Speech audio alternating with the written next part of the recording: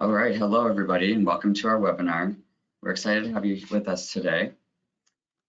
Today's webinar is titled Standing Out in Your Job Search. And now we will go on to a couple housekeeping slides to start out.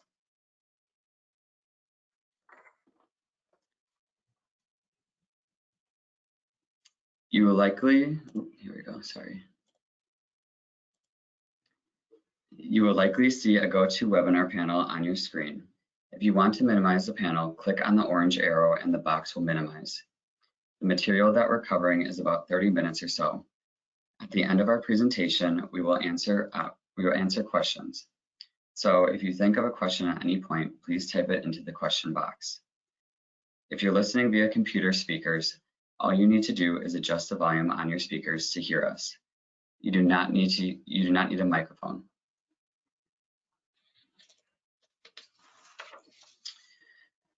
Diversity Jobs is redesigning our new website next week, February 25th.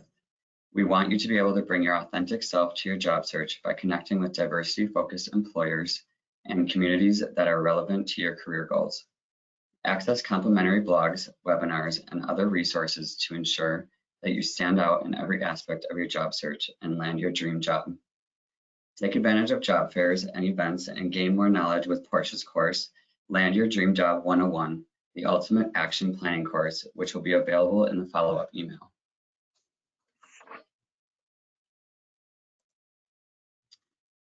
For the speakers today, Portia Parker Griffin is founder and CEO of Fly High Coaching and the Millennial Performance Institute. She is a certified professional coach, a professional certified coach, a Myers-Briggs Type Indicator Master Practitioner, and an Energy Leadership Index Master Practitioner. Portia also has experience as a director and business consultant in the financial industry, helping companies unlock millions of dollars in potential hiding in their companies. Portia is currently studying for her master's degree in industrial and organizational psychology and has a BS in psychology from the University of Georgia. She also served as an associate training coach for the Institute for Professional Excellence in Coaching and has been recognized as a career expert by LinkedIn. Portia serves as a career contributor for the Biospace and has been featured in FlexJobs, Levo, iOffice, and the Rochester Business Journal. My name is Josh Subchek, and I'm the Associate Product Marketing Manager with Circa, and I will be your moderator today. And now I will hand it over to Portia. All right, thank you, Josh. I'm going to go ahead and get us started. All right, so I am excited to be here and to share this information with everyone about how you can stand out from all of the other people out there when it comes to your job search. I know that your time is precious and I appreciate you making it a priority to be here. As Josh mentioned, this presentation is going to be interactive. We're going to have some polls. We're going to get some feedback from you all. And then also we are going to share some resources for how to take this information further and really apply it to your specific job search. Alrighty. So I like to start off with a quote. All our dreams can come true if we have the courage to pursue them. And that quote is by Walt Disney. And we know that Walt Disney had a vision for what he wanted to create, and it was a very colorful vision. But it was difficult for him because he did not have all of the technology that we have available today. So when you think about a job search, I want you to know that courage is vital. It takes the courage to put ourselves out there, to be critiqued, the courage to potentially be judged and possibly rejected. An effective job search takes courage to keep going, even when we're not seeing the results that we want in the present moment. It also takes the courage to try something new, a new career, or a new way of doing things. So I want you all to keep this idea of courage in the back of your mind as we go through the presentation today. All right, so you are in the right place if you want to understand the main generations in the workforce and how they think, and that's going to be really important in your job search. Also, if you want to learn what the generational stereotypes are and how to set yourself apart. So we know that stereotypes don't apply to everyone, but it's important to know how other people might be assuming that you will be based on your age, right? Based on your generation, so that you can stand out from the other candidates. Also, we're going to find out the 3 biggest challenges that people face during their job search and how to overcome them. And finally, if you just want to be a fly on the wall and plan for your future career growth and development, you are welcome to join us too. So, as Josh mentioned in my intro, I'm the founder and CEO of Fly High Coaching. And for the last 8.5 years, we've been dedicated to helping professionals and executives to find their ideal career, generate an awesome income, and create a life that they love. And we do that through our core competencies that you can see. So we have career coaching as a service for our clients. We also talk a lot about job search strategy. We do some professional resume writing, also writing LinkedIn makeovers is what we call them. We also talk about interviewing and entrepreneurship.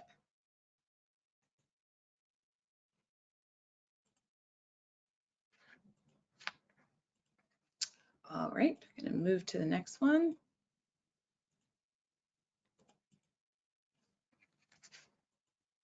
All right, Josh, if you can help me click on the next one, the next slide.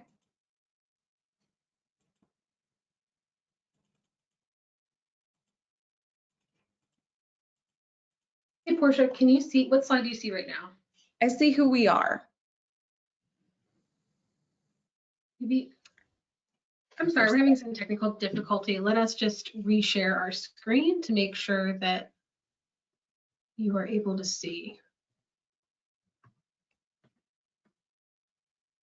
Can you see now? I see the big picture. Yes, where we want to go. Thank you. Sorry about that. No worries, no worries. It wasn't letting me click, but thank you. All right, so for those of you with backgrounds in finance, or maybe those of you who just talk to your financial advisor regularly, you might already know that we are in what they are calling the greater wealth transfer. And that is where between $30 and $68 trillion is being transferred between generations. So obviously this is a big deal, and this transfer will have a large impact on the US economy and will affect every industry.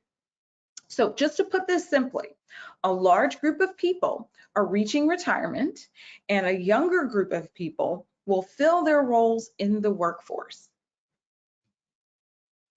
Okay.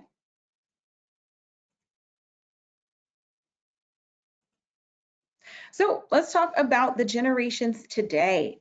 One thing that you will see if you do a lot of generational study is that the beginning and the ending years of a generation can fluctuate a little bit, just depending on the source that you're using. We're going to talk about the generations today, but don't be surprised if you've seen in the past some slightly different years for these generations. So off to the far left in the dark green bar, we see the silent generation. So these were people born roughly between 1928 and 1945. These were my grandparents. I'm sure a lot of our grandparents' age.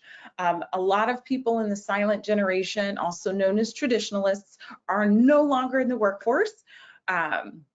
So we're not going to talk much about them today. We're going to move on to the teal bar, where we see the baby boomers. They were born roughly between 1946 and 1964. As we move to the right, we see in yellow Generation X, born roughly between 1965 and 1980. And then off to the right in gold, we see the Millennials, born between 1981 and 1996. And then finally, off to the far right in brown, we see Generation Z, born between 1997 and 2012. So that is going to bring us to our first poll question. So go ahead and let us know, what generation are you in? Are you a baby boomer, B, in Generation X, C, are you a millennial, or D, are you in Generation Z? We want to know what generation you're in.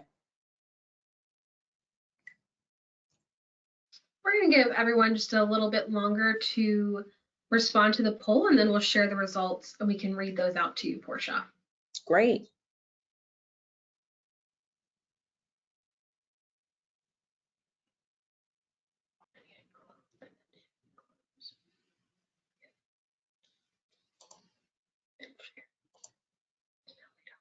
All right, great. We've got a good mix of everyone. It looks like no Gen Zers, but everyone else is present. So that's great. I think everyone's going to definitely walk away with some tangible ways that they can stand out from other people within their generation and in other generations as well, to just show that they're the best candidate.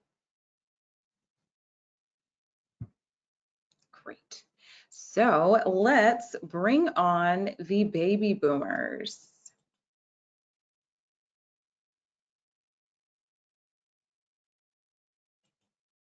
All right. So as I mentioned before, baby boomers were born roughly between 1946 and 1964. Some general characteristics of baby boomers is that they have a strong work ethic, respect for hierarchy, and that many of them are goal driven. Baby boomers make up 21.2% of the US population. What's really interesting about boomers is that 10,000 baby boomers reach retirement age every day. So it's a great milestone. But also what's interesting about baby boomers is that we hear from a lot of our clients who are baby boomers that many of them want to remain active and contribute to society, even though they've technically reached retirement age. Also, some of our clients who are baby boomers tell me that they've just crunched the numbers and they simply cannot afford to retire. So that's why they are staying in the workforce. Now let's move on and talk about some boomer stereotypes. Okay, so I told you guys that we were going to talk about stereotypes today. We know that not everyone falls into stereotypes, but it's important to know how other people might be assuming your traits are, your characteristics are, so you can really stand out and show that perhaps you don't fall into any of the stereotypes and you're the best candidate. So some generalizations about boomers. Boomers are generally viewed as being very loyal, working for companies for 10, 20, 30 years or more. And in their loyalty, a lot of the organizations they work for were not necessarily doing the right thing. So let's think about the Enron scandal from years ago, other scandals that happened on the corporate side where people were, stealing pensions and things like that. So because of that, boomers kind of generated this stereotype of blindly trusting organizations and established processes. Also, another stereotype about boomers is that they're not tech savvy. Also, that they might be seen as judgmental of others. So just, talking about back in my day, we did it better in this way. Also, another stereotype is that boomers are not innovative, right? So people might assume that boomers kind of just stick to the tried and true way of doing things without looking for an easier, faster, or more profitable way of doing something. If you are a boomer listening in on your job search, I want to share some tips that we've talked to our clients about to really help them in their job search. So one, we know that ageism is real, right? This is something that unfortunately exists, right? So to prevent ageism and really de-emphasize your age in a few ways, what you want to do is remove graduation years that you might have on your resume or on your LinkedIn profile. Generally, anything outside of 10 to 15 years, depending on who you ask, those years should be removed.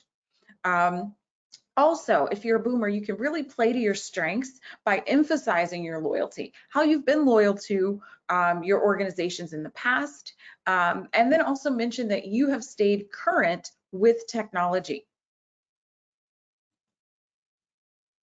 So now let's get to know Gen X. Gen Xers were born roughly between 1965 and 1980. Some characteristics of Gen Xers are that they are generally seen as independent, self-reliant, and valuing work-life balance and freedom. Gen Xers make up 19.9% of the population in the US, and many of our clients who are Gen Xers see themselves as being in their prime earning years. So they're very focused on their career, very focused on their career milestones that they want to achieve in the near future for most of them. So let's talk about some Gen X stereotypes. If you're a Gen Xer, what are some stereotypes that people might assume about you that, of course, might not be true, right? Some observations that they've made about Gen Xers.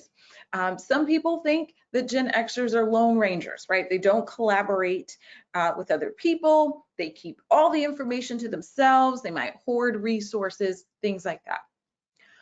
Another stereotype is that Gen Xers can be overly skeptical. Some people have said that they think Gen Xers are just not as passionate as other generations or engaged at work.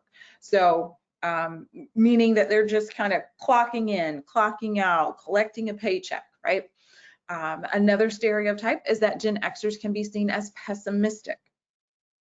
So for our clients who are Gen Xers who really want to stand out, we help them by telling them to really think about how in an interview, for example, they can talk about how they've demonstrated their leadership skills, also how they've worked with maybe cross-functional teams on major projects that were successful, right? What were their individual contributions to the team project, right, that were successful? So really highlighting those things can help Gen X candidates. So now let's meet the millennials. Millennials were born roughly between 1981 and 1996.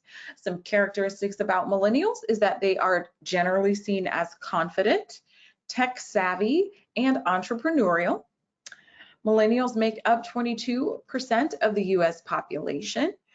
They also recently surpassed baby boomers as the largest adult generation. Sometimes I talk to people and they say, well, hey, why do people really, emphasize millennials sometimes?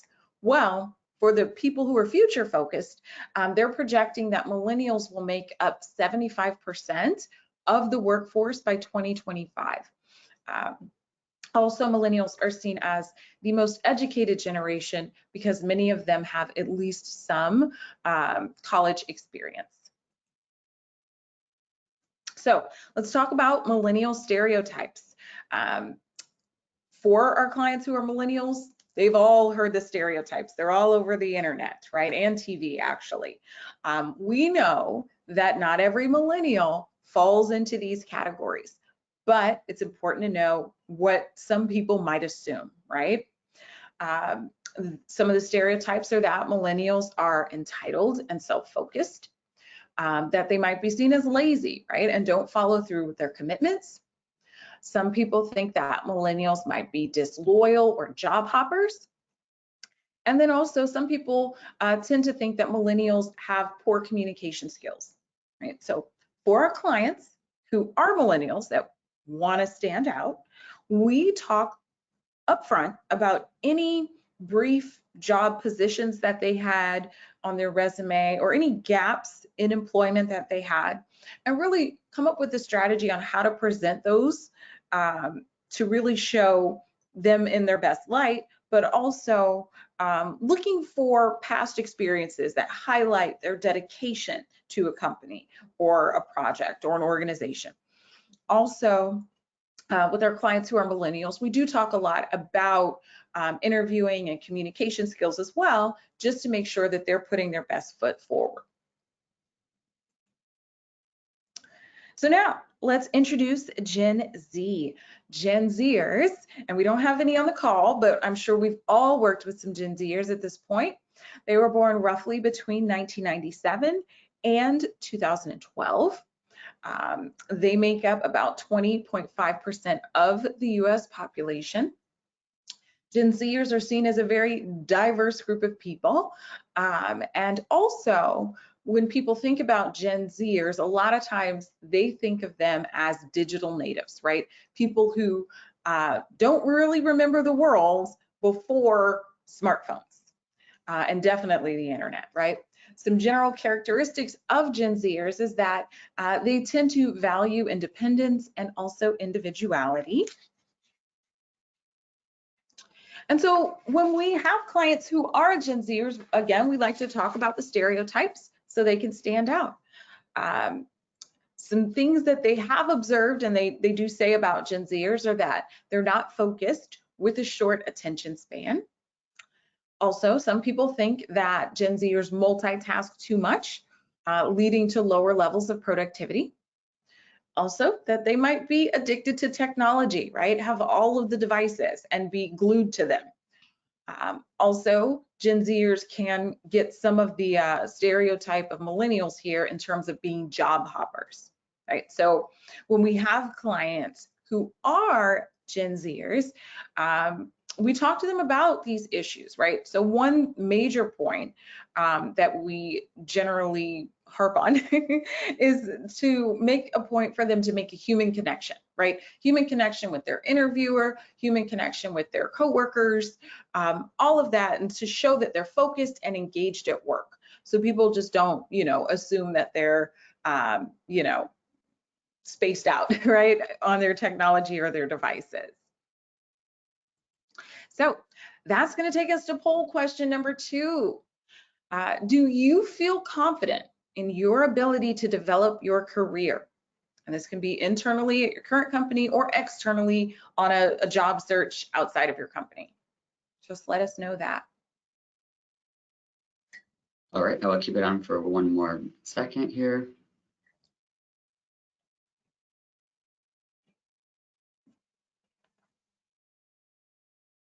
All right, great. We've got a confident bunch with us today. And we've got some people that might want a little more support around developing their career. So we've got tips for everyone.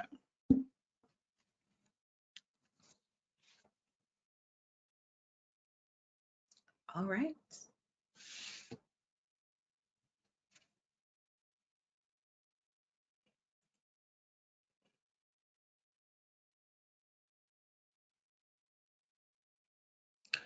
So we have talked about the generation that you fall in. We've talked about some misconceptions or some stereotypes that people might assume about you when you're out on the job search. So now I want to talk about some other things that might be holding you back from getting interviews or job offers as well. I generally call these things the 3 common mistakes or pitfalls that people fall into that can negatively affect their results.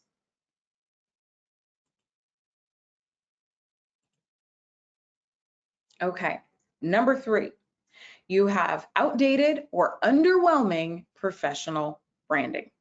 So this is when you have not addressed the importance of your professional branding. So your resume, your cover letter, your LinkedIn profile, your work sample portfolio for those of you out there who are designers or in other artistic fields.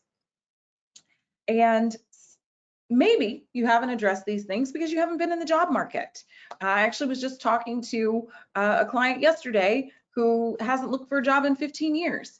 And she said, well, she's a Gen-Xer. She said, Portia, the last time I looked for a job, it was back when you walked in somewhere and handed people your resume, right? It was not, this online, application submission process, all of that. So sometimes if you've been in a job, for 10, 20 or more years, you really haven't had to think about this sort of thing. So your professional branding might be outdated.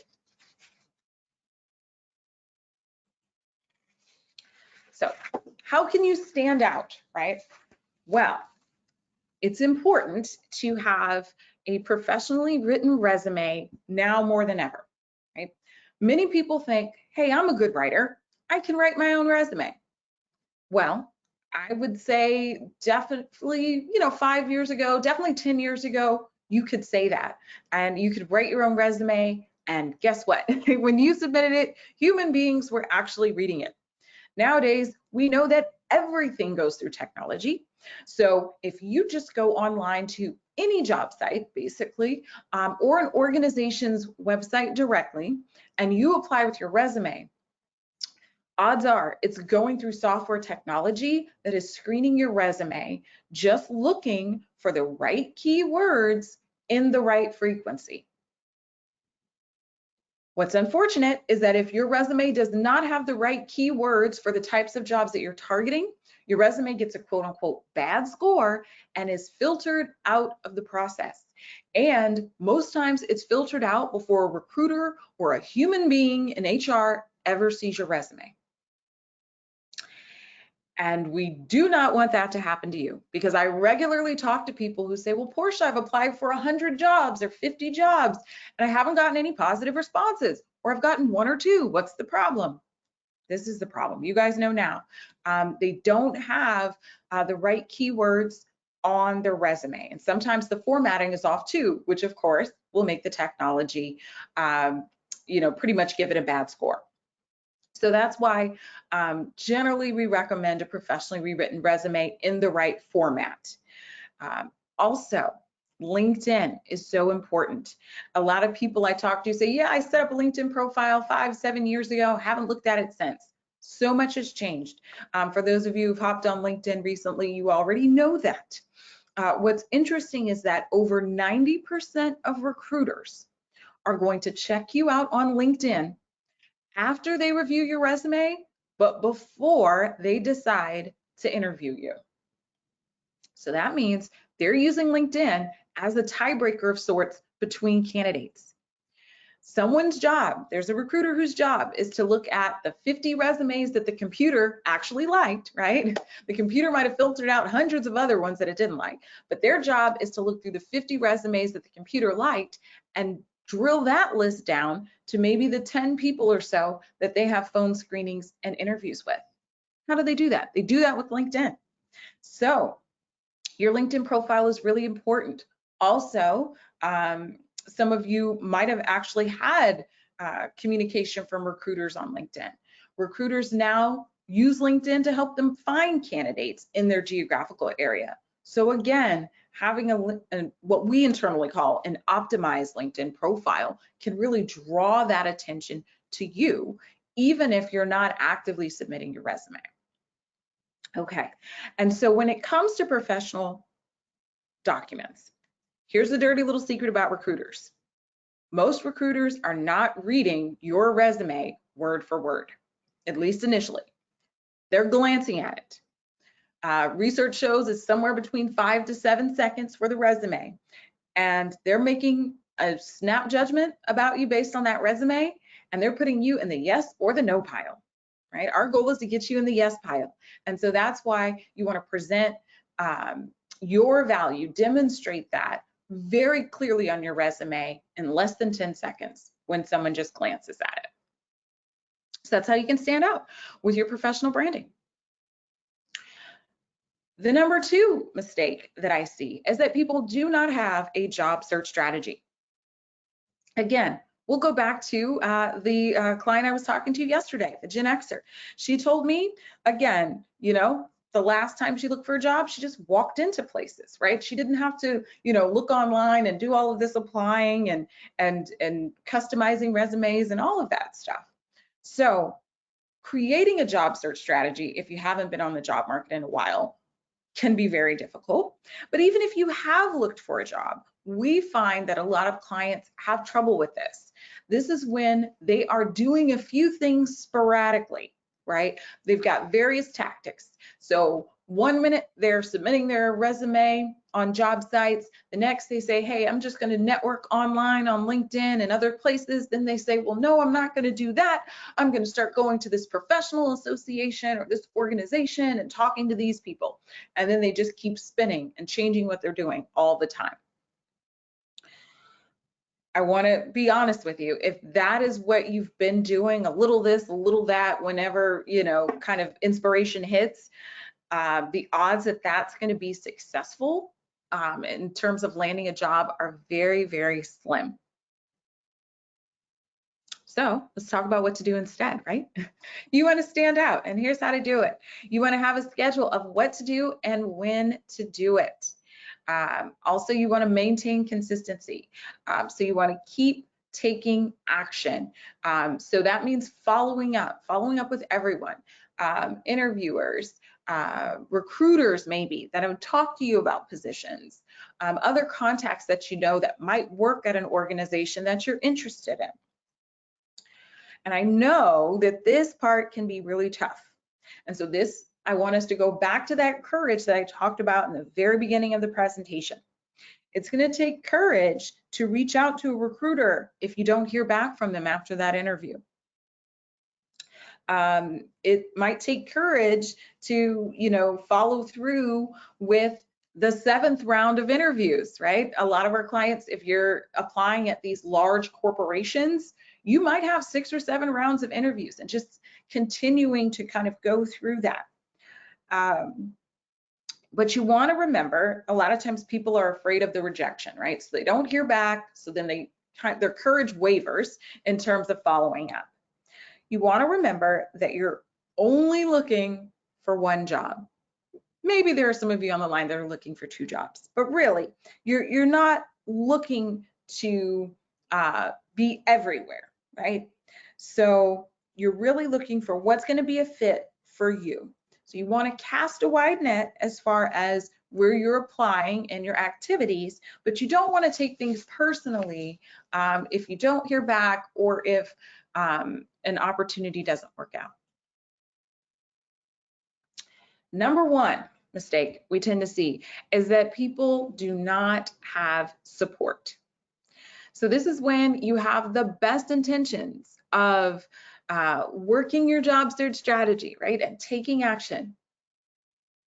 But we know that you have a life, right? All of you all have families, you have friends, you have other obligations, and those things can sometimes conflict with you taking the action for your job search. So what happens here, a lot of times without support, people go on what I like to call a job search hiatus, right? So, okay, I'll just come back to it in 6 months. Again, if you're not consistent, the odds that you will find success and find it quickly are slim, right? Sometimes without support, people just start feeling like it's never going to happen for them. So that's why having support is so important. So let's talk about how to stand out here. There we go. Stand out here. How can you stand out when it comes to support? Well, what you want to do is you want to cultivate a strong support system of coaches, mentors, and advisors. And I generally say that you really want to focus on professionals here. Professionals who are not necessarily your friends or your family members, because most professionals, like we'll say a career coach, for example, they do not have bias per se. Their whole goal is to help you achieve your career goals. When you think about your family and friends, while they generally love you or care about you, they're biased because they see you in a certain way and they see you from their own perspective of the world, right? So they might think, a lot of my clients hear this, like their family member thinks their job is great. You know, make X amount of money. Why would you ever want to look for a job? Another one, you should just be happy with where you're at. Well, they might not know, your family members might not know that you haven't slept in weeks, that you're stressed out and you dread going to work, right? So people can love you, but not necessarily have that same vision for you that you have for yourself. And so that's why professionals can be helpful. Also, you want to remove or decrease your time with negative people and influences. Okay, so AKA, these are the dream killers out there. We've all known dream killers. People who just say, well, it's never going to happen. You should be more realistic. Or I don't know anyone who does that. I don't know anyone who makes that amount of money. You know, why are you even trying that sort of thing? We know that sometimes if they're in your family, you can't just remove them, but you definitely want to decrease your amount of time with them. And then also you want to put systems in place to keep you on track, keep you supported as far as accountability. So everyone is different here. Some people like to use a calendar, some people like to use apps, all sorts of things, right? Whatever you do to keep yourself on track, that is what you want to think about when it comes to your job search activities and the actions that you're taking. So that's going to lead us to poll question number 3. So you guys have heard a bit about the common mistakes. Which of these challenges is most difficult for you? Is it outdated or underwhelming professional branding? Is it that you don't have a job search strategy? Or is it that you don't have support?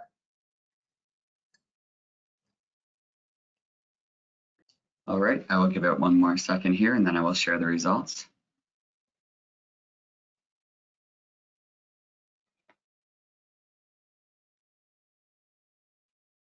All right, there we go. So it's looking like a lot of people are saying they don't have a job search strategy. It's very difficult, and don't beat yourself up if that is the case. One thing that I tell a lot of our clients, and when you think about it, a lot of people find this to be true. We're not really told how to navigate our career. Even if you're in college and you go to the career center, maybe you'll take an assessment, but we're never really taught how to develop our career and how to go through a successful career or job transition. So that can definitely be something that holds people back. It looked like a lot of people also touched on outdated and underwhelming professional branding, and then a few people mentioned support.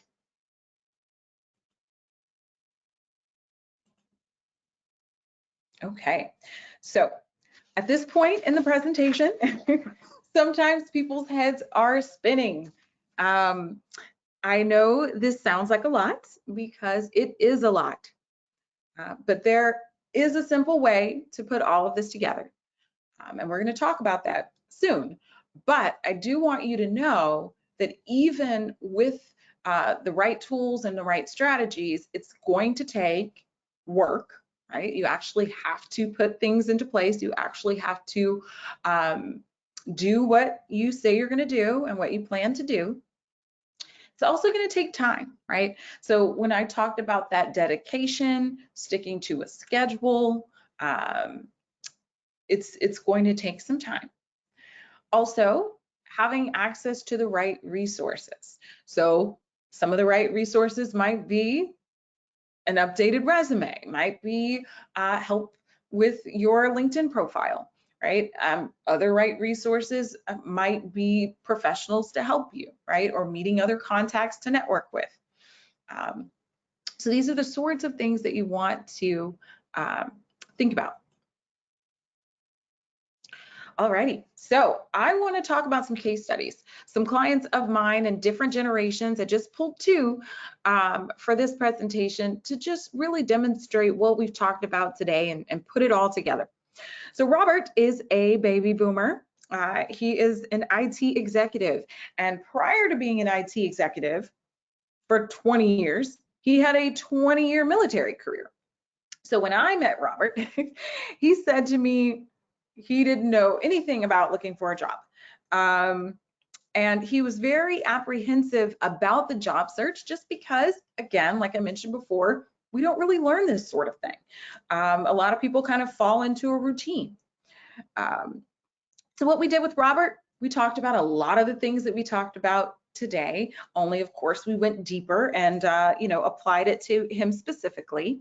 I shared up-to-date job search strategy. Also, we helped him to get his professional branding together, and you can see his results at the end there. things happened very quickly for Robert. Within 2 weeks, he landed a new position at the director level as well. So Robert's definitely a very big action taker. All right, Gen-Xer case study. This is Tana, and Tana is brilliant. Tana worked with us years ago, and she actually came back and worked with us again last year. When we first started working with Tana, she was actually completing her PhD, which was her 4th or 5th degree. I can't remember exactly which one, but she was having trouble putting everything together in her resume in a cohesive way. She had a 7-page resume, which is way too long. Tana is also a military veteran who wanted to highlight those transferable skills to the jobs that she was targeting. And as you can see, Tana also had very quick results at the director level. And she also, what she didn't mention in this recommendation here, is that she moved. So she packed up and moved to a completely new geographical market and landed a position within 90 days. So, you know, both clients, Robert and Tana, really put in the time and the work that I mentioned before to get results quickly. One question that comes up all the time, and I just want to talk about it now, is people generally ask, well, how long does a job search take?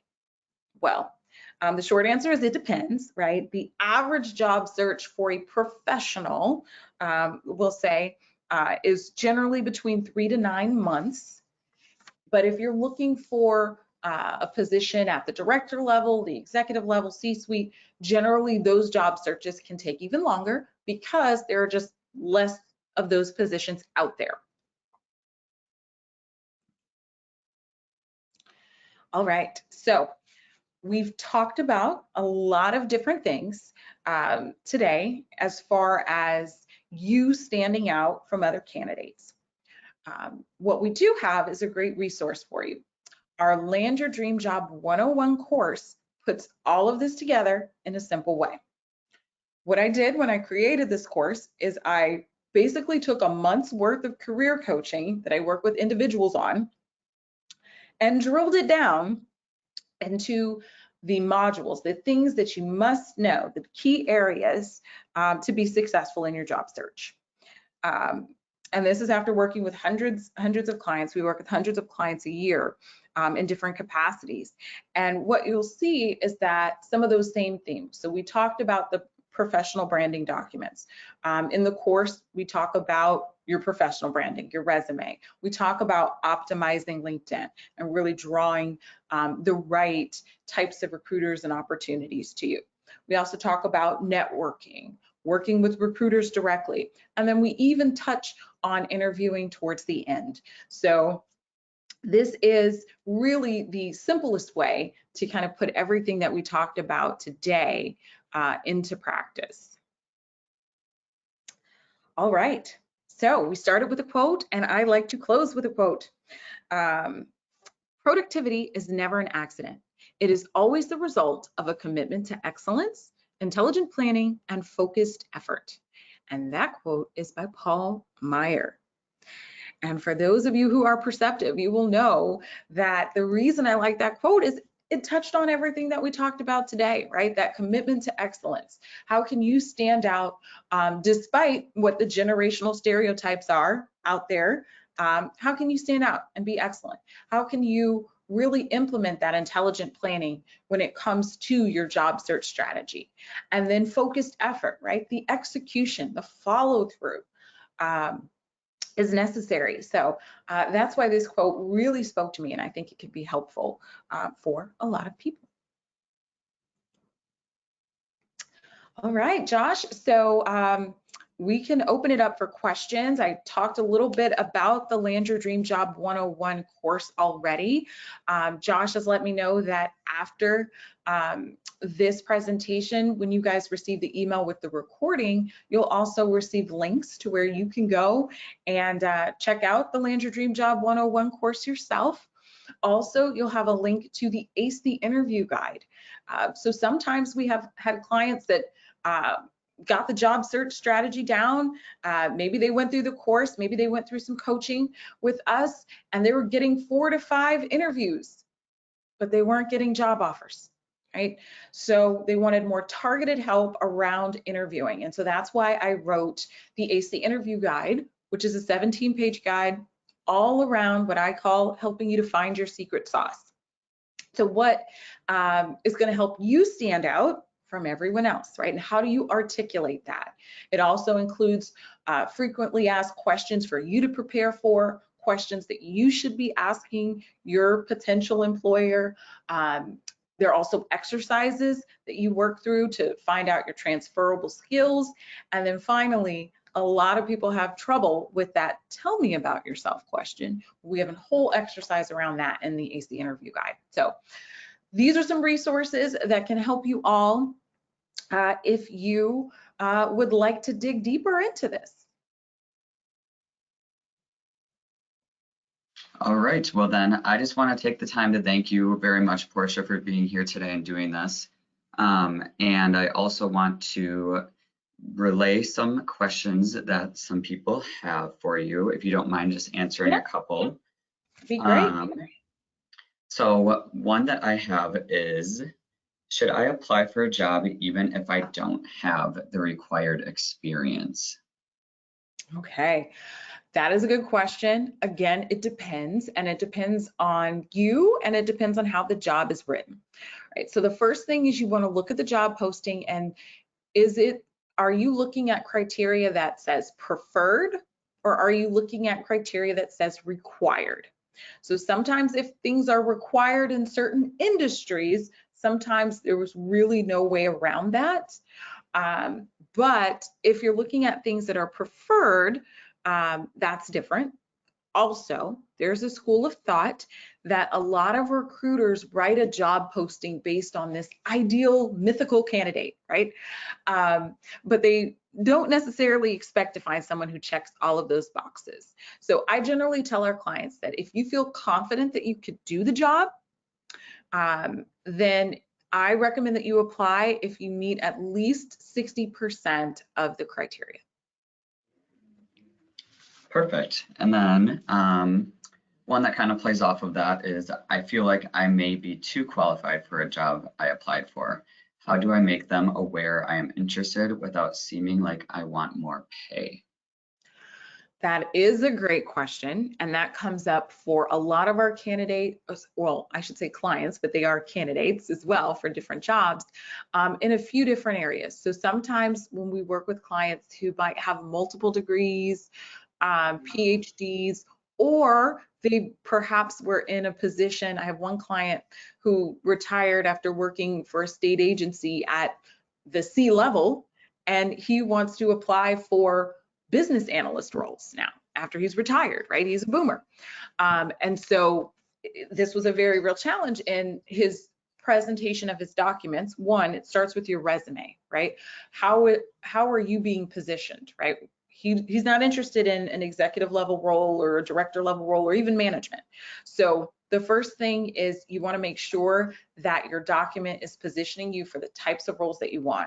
Because again, 5 to 7 seconds. If a recruiter looks at it and says, oh my gosh, this person is overqualified, they probably want too much money. So that's the positioning. It sounds like this person might have already had some communication, maybe an interview, and they just want to let the organization or the recruiter know that they don't want necessarily the moon and the stars to work there. That's a little more difficult. If you've already had an interview, everyone should be sending thank you letters for the interview. And so I generally recommend that our clients send a thank you email. And then also, if you want to get gold stars, a thank you like postcard that you actually mail. If you do both, that's going to set you apart from over 90% of people. But in that thank you email, that's where you can personalize it. So this would go more into the specifics of the person who asked the question, but you might let the recruiter know that you enjoyed the interview, and then touch on, some aspects from the interview, and just again reaffirm that you'd be really interested in continuing the conversation. And so they don't necessarily think, oh, this person just wants more money. They'll think, okay, they're interested, and maybe, they will negotiate or something like that. All right, and I'm just gonna leave it with one more, just with the time that we have left. So this last one is, how many follow-ups should I give to a job I have applied for that demonstrates I am very interested but does not come off as desperate? Got it. So this answer is also going to depend on if you've received any positive response back, right? So are you following up on a job that you just applied for online, but you never had an interview or you never had a phone screening with a recruiter? Or are you talking about following up for an opportunity where you've had phone screenings, you've had interviews, you're just kind of waiting to hear their final decision? So sometimes it's two slightly different scenarios. In the first one, let's say that you applied and you just never heard anything. Companies have a lot going on. I've had clients who, 3 months later, after they apply, they get, a job offer, right? Or an interview 3 months later. So sometimes it's not you. If you haven't heard anything at all, I think generally 3 follow-ups can be good, and you want to follow up in different ways. Maybe you find someone on LinkedIn, a recruiter or someone in HR who works there, send them a message that you've applied online. Maybe you find someone else's email address. There are different ways you can do that, but I think about 3 if you haven't heard anything. And then if you have heard from them and you're kind of moving through the process interviewing, you can follow up a little bit more than that. Alrighty, well, thank you again, Portia, for that.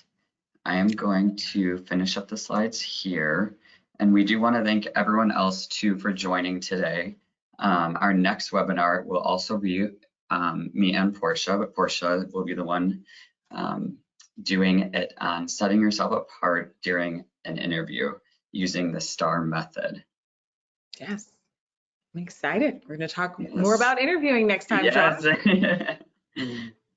And then just want to leave with a reminder to keep an eye out for our new redesigned website coming on February 25th, and to be sure to take the survey questions after we end. And then also this is recorded, so it will be sent to you tomorrow in a follow-up email. And again, Portia's offerings will be in there as well as a link that you can copy and paste. So thank you so much again, Portia, and thank you for everyone that's joined us today. And I'll give you a little bit of time back in your day.